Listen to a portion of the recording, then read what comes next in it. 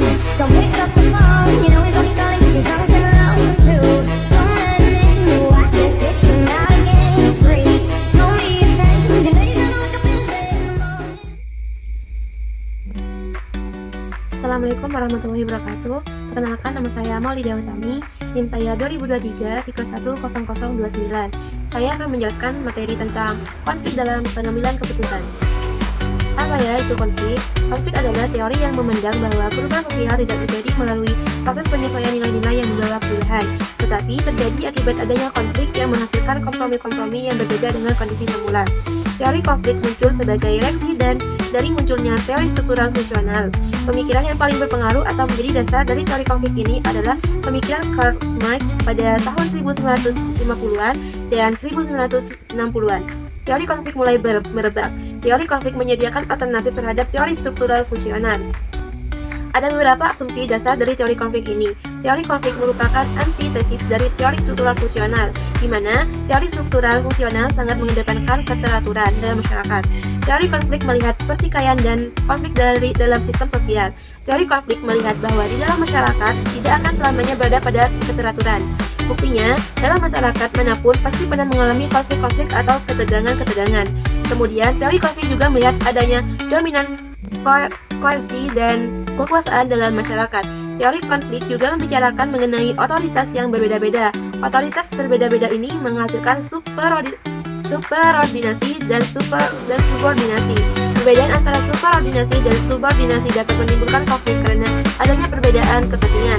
Selanjutnya kita akan bahas tentang jenis-jenis konflik. Secara umum, konflik dibedakan menjadi dua, yaitu konflik destruktif atau disfungsional dan konflik konstruktif atau fungsional.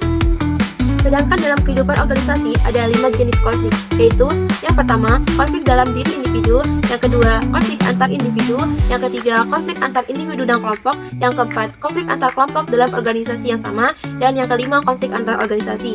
Selanjutnya kita akan membahas tentang pengambilan keputusan. Pengambilan keputusan dapat dianggap sebagai suatu hasil atau keluaran dari proses mental atau kognitif yang membawa pada pemilihan suatu jalur tindakan di antara beberapa alternatif yang tersedia.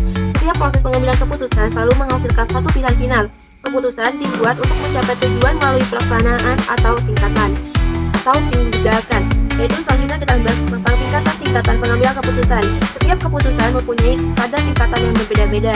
Keputusan biasanya memiliki 4 tingkatan, yaitu keputusan otomatis, keputusan yang berdasarkan informasi yang diharapkan, keputusan yang berdasarkan pertimbangan, serta keputusan berdasarkan ketidakpastian ganda. Selanjutnya kita membahas tentang jenis-jenis pengambilan keputusan. Keputusan biasanya berbagi menjadi 2 jenis keputusan, yaitu keputusan pribadi dan keputusan bersama. Selanjutnya ada materi juga tentang kategori pengambilan keputusan. Keputusan jika dilihat dari cara memperoleh informasi dapat dikategorikan menjadi 4, yaitu keputusan representasi, empiris, informasi, dan eksplorasi. Selanjutnya ada tentang indikasi konflik dalam pengambilan keputusan. Perbedaan yang pertama itu adalah perbedaan individu yang meliputi perbedaan pendirian dan perasaan setiap manusia adalah individu yang unik. Yang kedua, perbedaan latar belakang kebudayaan sehingga membentuk pribadi-pribadi yang berbeda. Selanjutnya ada perbedaan kepentingan antara individu atau kelompok. Dan yang terakhir perubahan nilai yang cepat dan mendadak dalam masyarakat. Terima kasih. Wassalamualaikum warahmatullahi wabarakatuh.